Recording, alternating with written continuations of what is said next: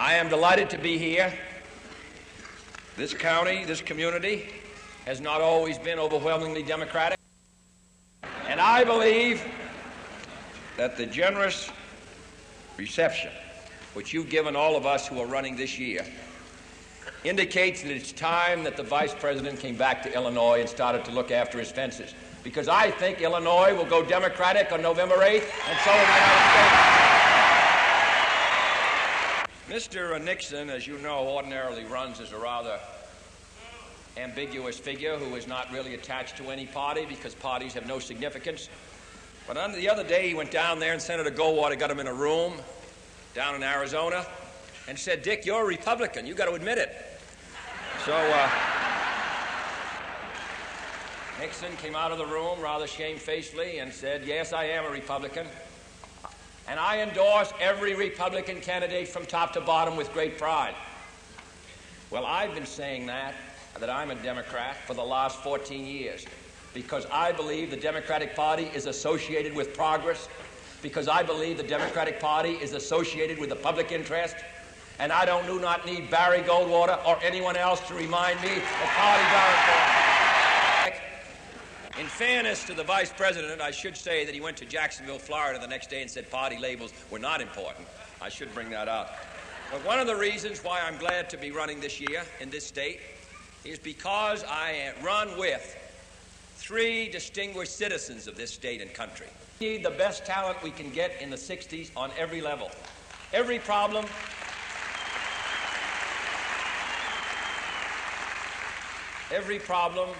that faces us requires new solutions because the problems are new. Lincoln and Douglas, who debated in this state, really debated one great question in every debate: the question of the position of the Union, of the new states, of slavery, all tied to one great issue. We now face issues involving monetary and fiscal policy, full employment, outer space, control of arms, control of weapons, stronger defense, our influence in Latin America and Africa and Asia, new countries, new leaders, new problems, which swarm and pour across our desk and eventually rest on the desk of the next President of the United States. President Truman used to have a sign which says, "The buck stops here." And in the 1961s, the buck will stop on the desk of the President, will involve more serious problems, involving decisions more highly sophisticated than any in the long history of the United States. How to maintain our people working, how to maintain economic growth in a free society, how to maintain agricultural income when our production increases 6% a year and our consumption 3% a year. How can we maintain the best educational system in the world? How can we be first in outer space and first across the street? How can we extend our influence and the influence of freedom to all those billions of people who live in some cases on an income of $25, $50, or $100 a year, and look at the Chinese and the Russians and look at us and wonder in the 60s which road to take? All these problems are new. All of them are difficult.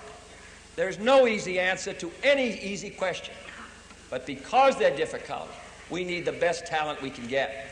In every branch of government, we need the most vigorous, foresighted, far-sighted, intellectually curious, well-informed, and responsible citizens we can get to serve the great republic in the dangerous and changing years of the 1960s. And that's what we intend to do. And one of the ways in which we can do it, one of the ways in which we can contribute to the maintenance of freedom around the world, is to build a strong society here in the United States. We really are the best advertisement for freedom. If we're moving ahead, if our people are working, if we have a sense of national purpose, then quite obviously people around the world who attempt to decide what they want to be and the kind of life they want to lead, they are impressed by us. The reason that Franklin Roosevelt was a figure to contend with in Latin America and Africa and Asia in the 30s was not because American policy was intimately involved in the 30s in most of those areas. It was because they realized that he was attempting to move his country forward, that his government was compassionate and vigorous, and therefore it impressed those who needed those qualities in their own lives. What we are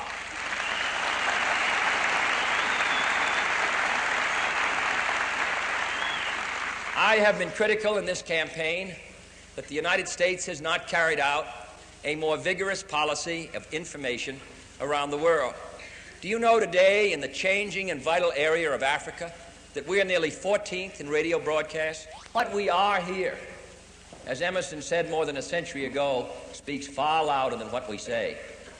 What we're doing here, our sense of destiny and purpose, in the final analysis, as the great servants and defenders of freedom, it is our obligation to build a vital society here which will spread its influence and the influence of freedom throughout the world. One of the problems which we meet in building that vital society is how we care for those who have finished their work, who are retired, whose retirement is imminent. What kind of security and what kind of a life can we give them? And it is on this issue that the parties have divided, and it is on this issue that Mr. Nixon and I have disagreed. The aged be tied to Social Security, that all who are on Social Security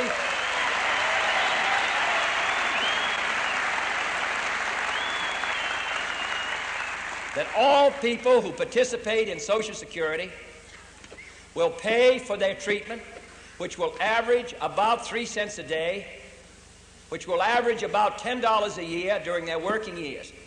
And then when they are retired, after they have contributed to it themselves, they will receive the assistance in paying their bills for the doctors and the hospitalization and all the rest.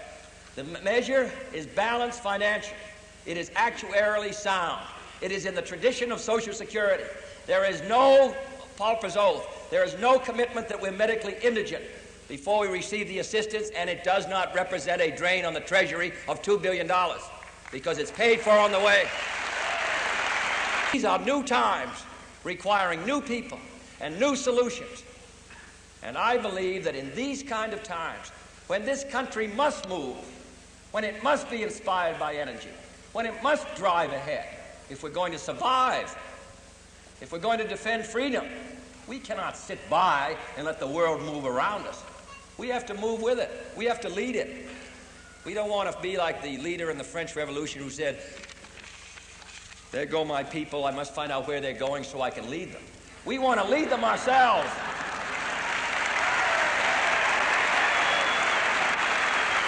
Believe it.